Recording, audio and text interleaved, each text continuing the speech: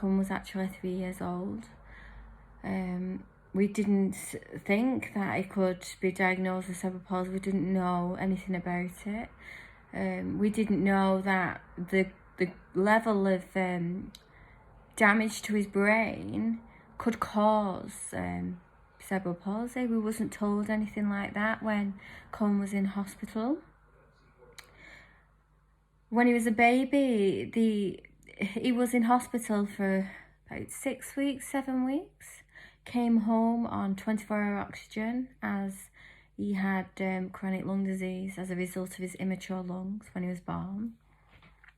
So we just got on with it. He was such a good baby. He fed really, really well, considering, even with the oxygen tubes in. And you could never wish for a better behaved baby. You would never think there was anything wrong with him, even though he had the breathing tubes in to help him breathe. We never thought that his brain could be damaged. The only time we did know that there was something with Coen was while he was in hospital as newborn baby, when he was about 3 weeks old, and the doctor called us in and sat us down, and she says, we found that with the baby scan, that Coen has a grade 2 haemorrhage, possibly a grade 3. Now, on his records now, it's a grade 2.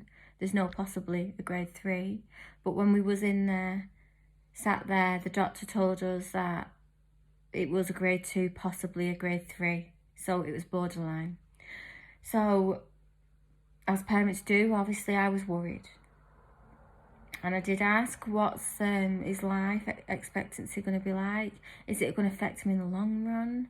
Will he ever be able to do anything like other children do? And she just said, we can't tell you at this stage. You have to wait and see as your child grows, because every child is different. So, you know, that isn't really reassuring, but I want to reassure other parents, because Coen is 4 years old now. And we brought him home from the hospital on oxygen, 24-hour oxygen. He came off oxygen when Coen was 3 months of age. He didn't need the oxygen anymore. So we did really, really well in regards to that. And then when Coen got to about 7 months of age, we had feeding difficulties. Coen couldn't swallow. He couldn't swallow his solids at all, and I thought, oh, well, you know, some babies do struggle, but this wasn't like the little bit of gag that you get when you first put that little bit of food in the mouth. Coen was literally throwing up his food. He was choking on it to the point of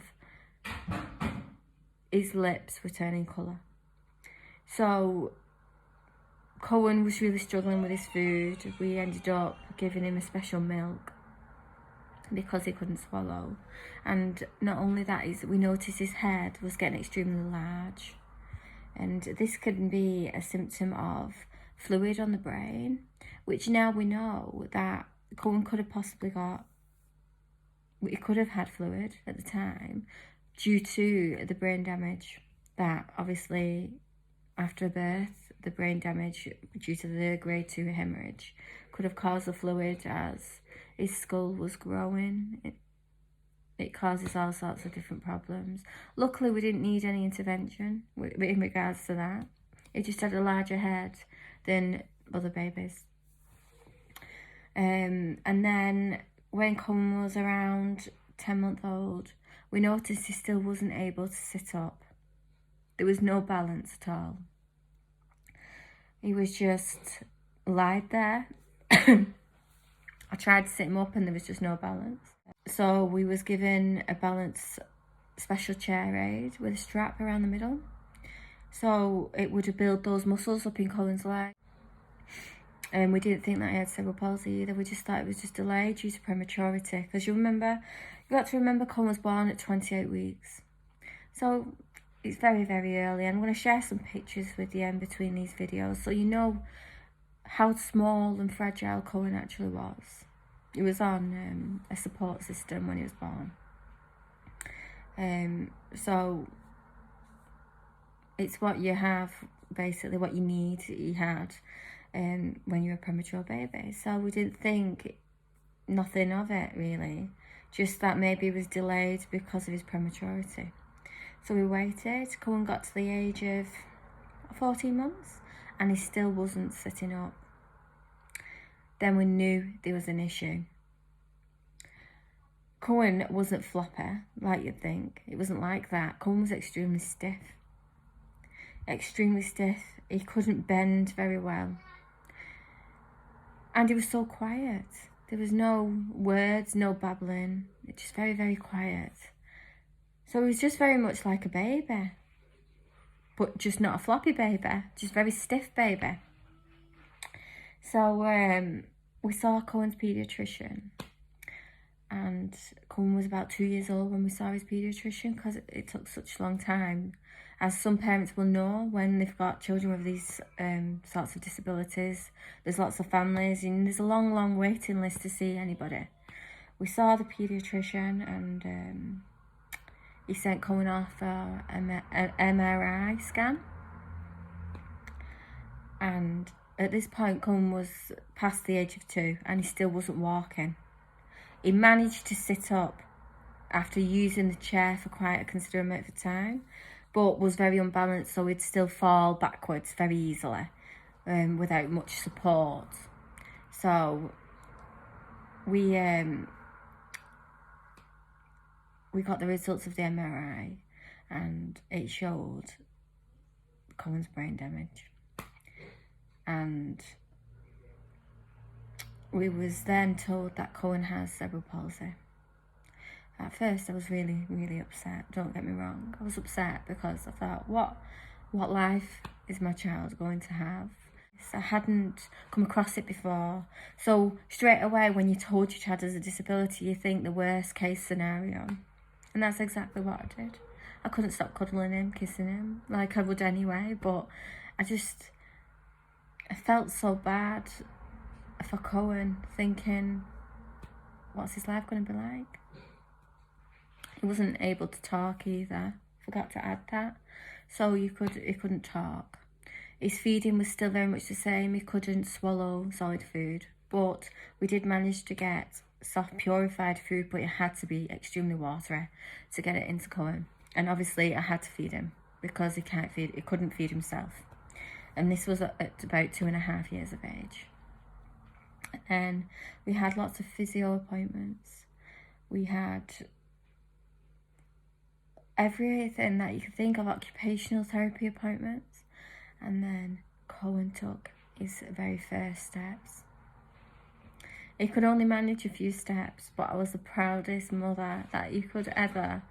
I was so, so proud that my baby boy, after everything he'd been through from being born and to that day, I just felt like crying. They'd done so well in physio and his occupational therapist. It was amazing. They were amazing with him. And when he took his first steps, I was just so proud seeing him there. Now, don't get me wrong, Coen can't walk like other children. He has a very wide gait walk. But he was walking and I was so proud. So, so proud. And by the age of 3, Coen was walking, still wide gait walk. He couldn't walk outside, still had to put him in a pram because he'd still fall to the floor if you made him walk too much. But he started nursery and he was able to walk around the nursery and try to play with the other children. This is around the time Coen started to stim a lot. He does a lot of stimming, involuntary movements, things like that. And not only that, I heard something one night. It was very late at night. It's extremely weird gurgling sound. It was awful. And I went into Coen's room and he was having a seizure. I was extremely worried. So obviously Coen, that was the start of Coen having his first seizures. So Coen had his first EEG, which showed like a brainwave near the damaged part of his brain, damaged part of Coen's brain. So the doctor thought, well, that could be it, but was trying to see if Coen has epilepsy. And then we had another EEG when Coen was asleep, not awake. So when Coen was asleep, and that didn't show anything, which was surprising really, considering he had the bigger seizure when he'd been asleep. He's actually got another EEG where he comes home with the devices fitted all over his head. I don't know whether anyone's seen an EEG before, how it's performed, but he has to come home with them all stuck to his head. This is going to be interesting, how we're going to keep these on. But he has to keep them on for 24 hours. Could be longer if we can't keep them all on and they can't get the reading they need. Because Coen he's not just having the larger seizures that are noticeable anymore. Coen has daily episodes of absent seizures. Now, I don't know whether people know what an absent seizure is, but unless you're looking at your child, you will not notice. Unless you're in the room, you will not notice your child is having an absent seizure. I didn't know Coen was having an absent seizure until I took Coen to hospital after he had a larger seizure, which was obvious. And he was sat on the bed and the doctor was asking me questions, and he looked at Coen and he says, do you know he's actually having an absent seizure right now? And I was like, an absent seizure? It looks normal, he just looks really tired.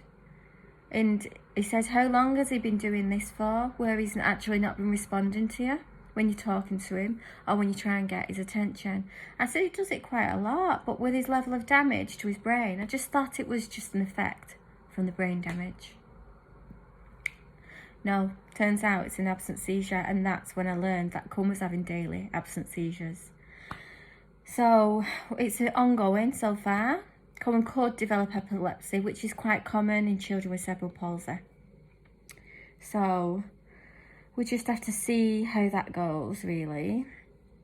So I just want to give, some parents with children that are diagnosed with cerebral palsy, I just want to give them a reassurance, because, don't sit there and dwell on things and think, my child's never going to achieve anything. Now, I know you probably don't think it like that, but you probably think, is my child ever going to be able to achieve what other children achieve? Now, Coen is actually coming out with some words now. Now, most of his words are like shouting and screeching, things like that. He doesn't make sentences and he's 4 years old now. But the damaged part of Coen's brain has affected his global development and the way he learns. So Coen's development age is only between 1 and 2, and not only that, he's doubly incontinent. He doesn't know when he's, going to the toilet. He doesn't know when he's toileting, so he does wear nappies. But he's coming out with some words, like he'll say hello. When you say hello, he's started to say hello, and he's so excited. You can see that excitement in his face. He's such a darling. You wouldn't believe he's such a happy child. He laughs like any other child. He's always got a smile on his face, and he doesn't know any different. The world is just one happy place for Coen, and as you'll see in our vlogs, you'll see how happy Coen is, and he'll always be smiling at the videos and shouting hiya, bye, waving. You'll probably see him doing some involuntary movements as well, because when he gets excited it's more obvious. But he's so happy. So Coen has achieved a lot, and not only that as well, Coen now can actually eat solid foods. The only thing he struggles with is using a spoon when the food is wet and putting it to his mouth. It ends up all down the front of him. But he does make the effort. So don't give up hope, because Coen, he really has come a long way. I know Coen's got a lot more to offer in the future, and I know his global development will get better. He'll get better with his walking, everything. I know as he gets older, his life would just be fantastic, just like every other child. I mean, he's got lots of brothers and sisters. So, it's a lot of children, really. But you wouldn't know any different. He runs around with them. He'll play with them the same. He runs around screeching most of the day because he loves to make noise. He loves sensory, he loves music. They seem to be his, you know, love at the moment. So it's absolutely brilliant. So if you have a premature baby, if your doctor tells you your baby's got this hemorrhage on his brain and you're wondering what the outcome's going to be, every child is different. I can't tell you that your child is going to be like my child. Every child is different. It depends where that damage is in the brain. And it just happens that it affected Coen mobility and it affected his global development. But he's getting better and he's amazing. Coen is absolutely amazing. I just wanted to give parents with children that reassurance and just keep on top of it, keep trying. Your child will get there. Honestly, they will get there. Anyway, thank you so much for watching, and I just hope it spreads that little bit of awareness as well. Children with disabilities are just like every other child. I've got children without disabilities, and I've also got another child with another disability who's autistic. Oliver is autistic. So, and every single one of my children, I couldn't hope or wish for any better, because every single one of them are absolutely amazing.